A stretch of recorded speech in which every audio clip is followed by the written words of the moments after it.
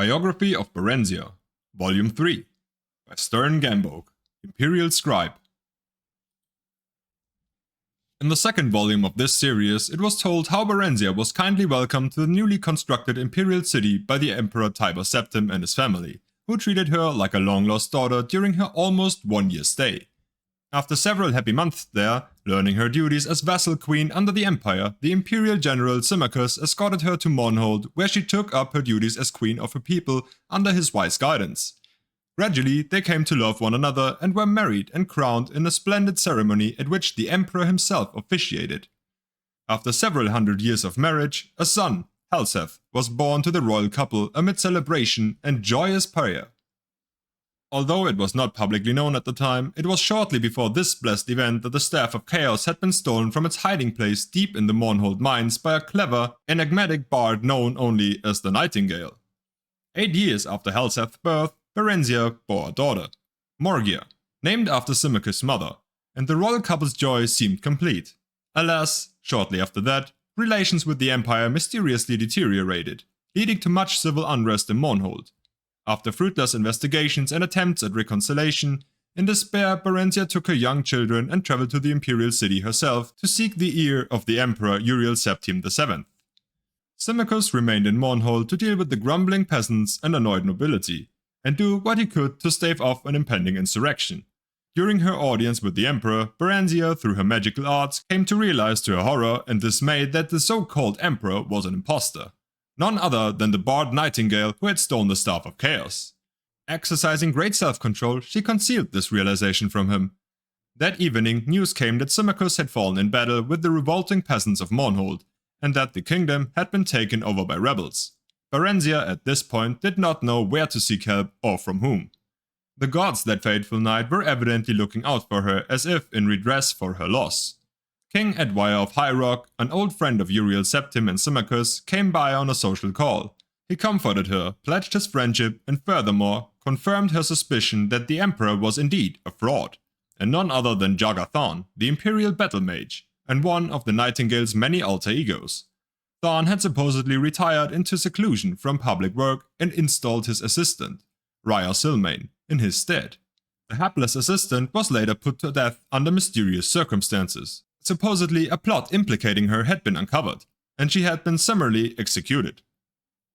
However, her ghost had appeared to Edwire in a dream and revealed to him that the true Emperor had been kidnapped by Thorn and imprisoned in an alternate dimension. Thorn had then used the Staff of Chaos to kill her, when she attempted to warn the Elder Council of his nefarious plot. Together, Edwire and Barenziah plotted to gain the false Emperor's confidence. Meanwhile, another friend of Raya's, known only as the Champion, who apparently possessed great, albeit then untapped potential, was incarcerated at the Imperial dungeons. However, she had access to his dreams, and she told him to bide his time until she could devise a plan that would effect his escape. Then he could begin on his mission to unmask the impostor. Barenziah continued to charm and eventually befriended the Azad's Emperor. By contriving to read his secret diary, she learned he had broken the Staff of Chaos into 8 pieces and hidden them in far-flung locations scattered across Tamriel. She managed to obtain a copy of the key to Raya's friend's cell and bribed a guard to leave it there as if by accident. Their champion, whose name was unknown even to Barenziah and Edwire, made his escape through a shift gate Raya had opened in an obscure corner of the Imperial dungeons using her already failing powers. The champion was free at last, and almost immediately went to work. It took Barenziah several more months to learn the hiding places of all 8 staff pieces, through snatches of overheard conversations and rare glances at Thorn's diary. Once she had the vital information, however, which she communicated to Raya forthwith, who in turn passed it on to the champion, she and Edwire lost no time. They fled to Wayrest, his ancestral kingdom in the province of High Rock, where they managed to fend off the sporadic efforts of Thorn's henchmen to haul them back to the Imperial City, or at the very least obtain revenge. Thorn, whatever else might be said of him, was no one's fool, save perhaps Barenziah's, and he concentrated most of his efforts towards tracking down and destroying the champion.